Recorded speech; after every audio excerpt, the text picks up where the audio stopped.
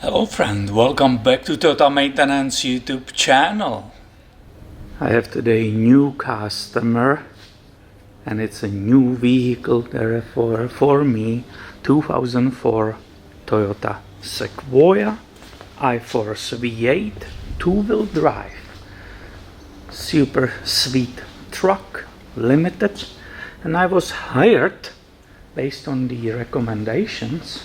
I was hired to perform the timing belt job on this engine.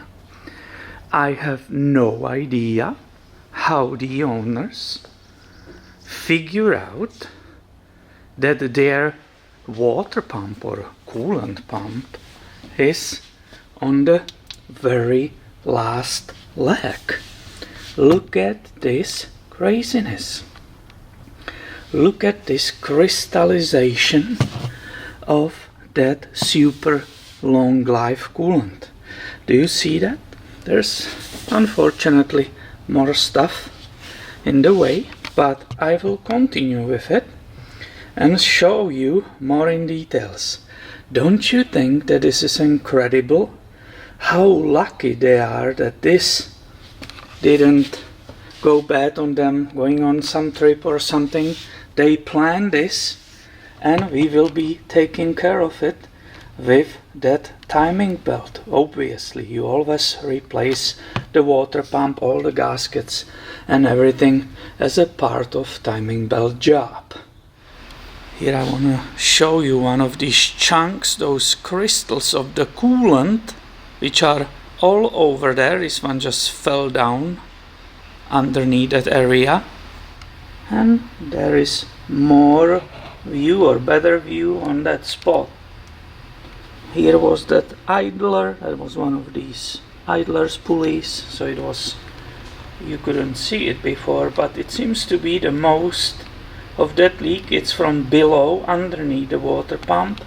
However, if you look with me right here, in this camcorder, do you see on the side of that water pump pulley right there in center of the screen? That's basically seeping also around the shaft. So I believe multiple leaks, and these people are either geniuses who can see what's happening, what's coming to them, or they're just very lucky customer, very lucky owner of 2004 Toyota Sequoia. This is perfect timing today, taking care of this. And I'm assuming it's all original Toyota. It's at, we said 166,000 miles, correct?